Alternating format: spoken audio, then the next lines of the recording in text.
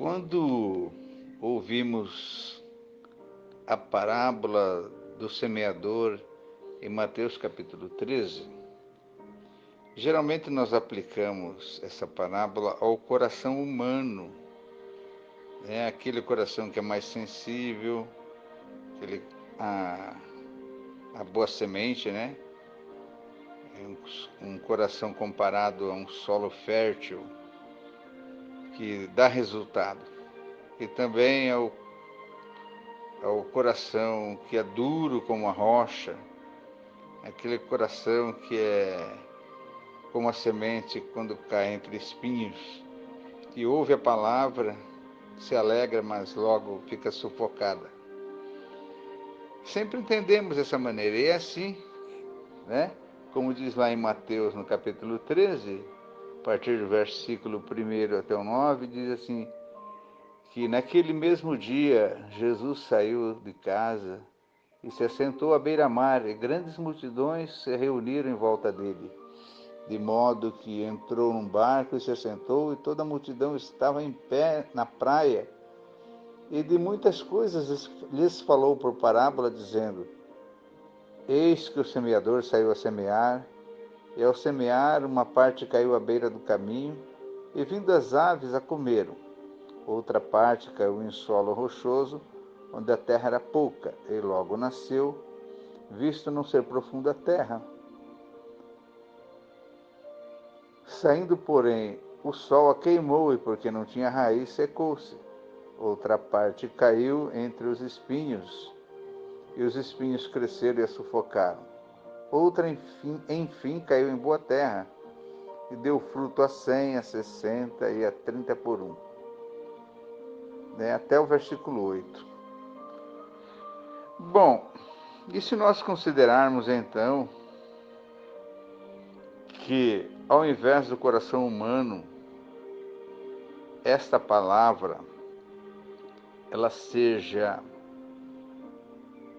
voltada para a plantação de igrejas.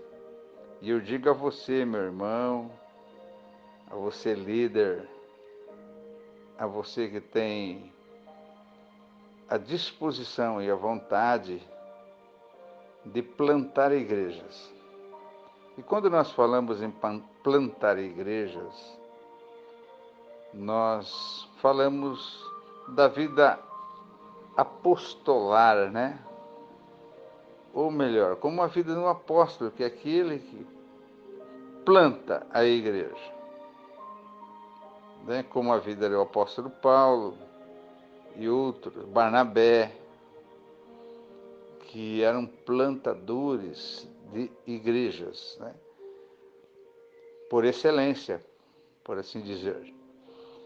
Ora, muitas vezes você leva a boa semente e a sua intenção, além de levar a boa semente como um bom evangelista, né? Como um servo obediente, você quer plantar uma igreja naquele lugar aonde você vai. E há algumas considerações a fazer, porque às vezes o local onde se pretende plantar a igreja é como o coração do homem, né? Ela pode cair à beira do caminho, ou às vezes é uma terra desértica, ou uma terra rochosa, demora para dar frutos, não é? É bom entender também que a igreja, o reino de Deus, ele é uno. Nós, seres humanos, dividimos, né? De acordo com a nossa conveniência e aquilo que se adapta mais ao nosso modo de pensar, à nossa filosofia cristã, as denominações, né? Divide-se em denominações. Às vezes, determinado lugar é mais propício a esta ou a aquela denominação, né?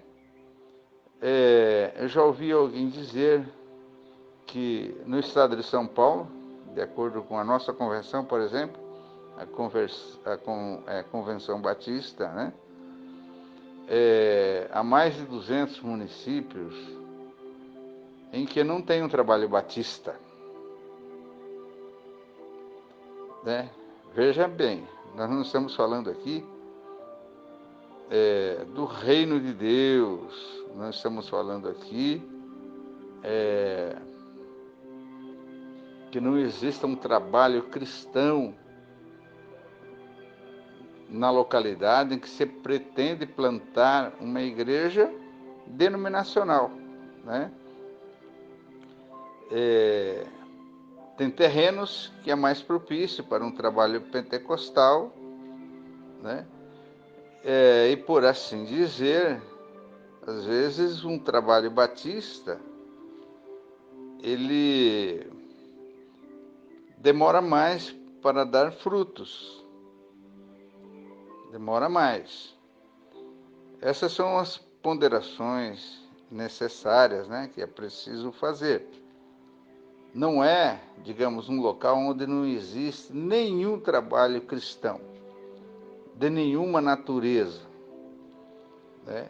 Às vezes chegamos numa cidade e ali já tem um trabalho próspero, né? Tem uma igreja evangelizadora de uma denominação X. E às vezes nós queremos chegar lá e plantar uma igreja de uma denominação diferente, né? Denominação diferente, e já queremos um resultado imediato. E às vezes as coisas não é assim. Nós não devemos tratar a igreja como se fosse uma empresa, né? A empresa, ela visa lucro. Se no local em que ela está, ela não consegue vender os seus produtos, o que ela faz? Ela fecha as portas. A igreja não é assim. Nós vamos fazendo um investimento para o futuro. Às vezes leva-se meses, anos e anos para que aquele trabalho ele comece a dar frutos. Não é mesmo? Então, a igreja do Senhor, às vezes nós como plantadores de uma denominação X, temos que ter isso em vista, de que nós vamos lá plantar a igreja, nós vamos investir, dar o nosso tempo, né, os recursos necessários, sabendo que ela pode ter um crescimento rápido, mas também pode demorar anos a fio. O que não se pode fazer é querer logo de imediato, sentindo-se frustrado, né, querer fechar as portas.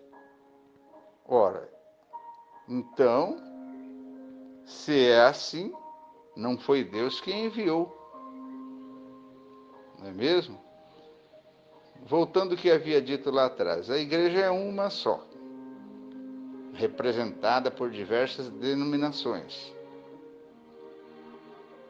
Então, nós entramos lá com uma bandeira diferente.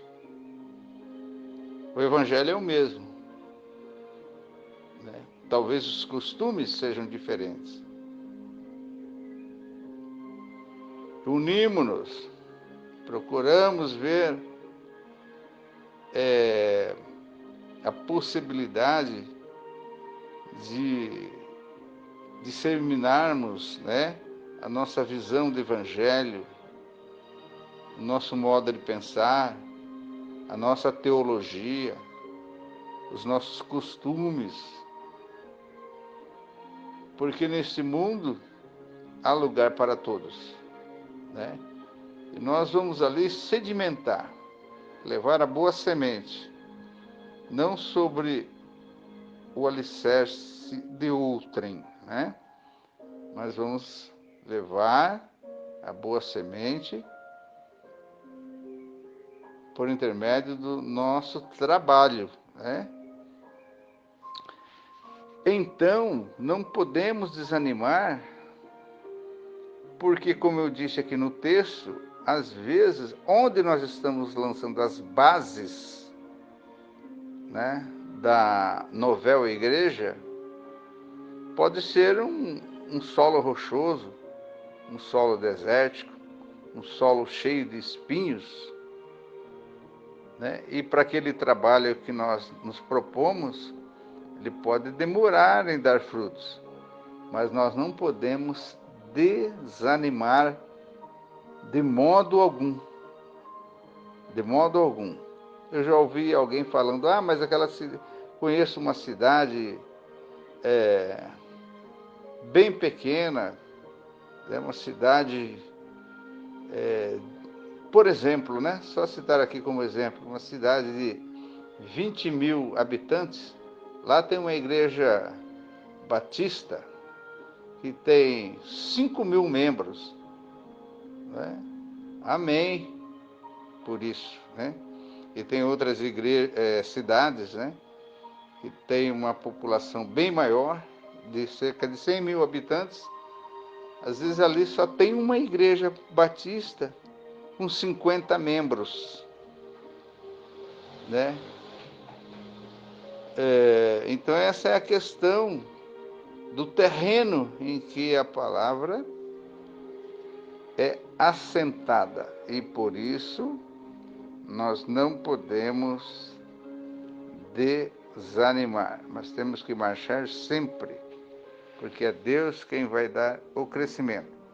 A explicação da parábola de Mateus 13, a partir do versículo 18, ele diz assim, Jesus explicando: ouçam, portanto, o que significa a parábola do semeador.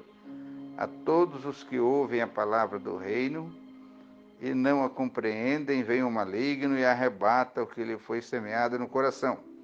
Este é o que foi semeado à beira do caminho. O que foi semeado em solo rochoso, esse é o que ouve a palavra e logo a recebe com alegria. Mas ele não tem raiz em si mesmo, sendo de pouca duração. Quando chega a angústia ou a perseguição por causa da palavra, logo se escandaliza. O que foi semeado entre os espinhos é o que ouve a palavra, porém as preocupações desse mundo e a fascinação das riquezas sufocam a palavra e ela fica infrutífera. Mas o que foi semeado em boa terra é o que ouve a palavra e a compreende. Este frutifica e produz a 100, a 60 e a 30 por 1. Desse modo, acreditamos que quando plantamos uma igreja e o solo é ruim, o solo é ferroso, desértico, rochoso ou espinhento, esse solo precisa ser tratado. A terra precisa ser tratada, né? Cabe ao plantador trabalhar esta situação. E isto demanda tempo, demanda cuidado. Mas não é por isso que nós vamos abandonar a seara. Porque aquilo que nós plantamos, chorando, com lágrimas, ao longo dos anos, isso dará resultado para a nossa posteridade, né? O tempo se encarregará de mostrar o trabalho que nós fizemos. Que Deus seja louvado e que te abençoe grandemente no seu trabalho com o arado na mão. Que Deus abençoe. Amém.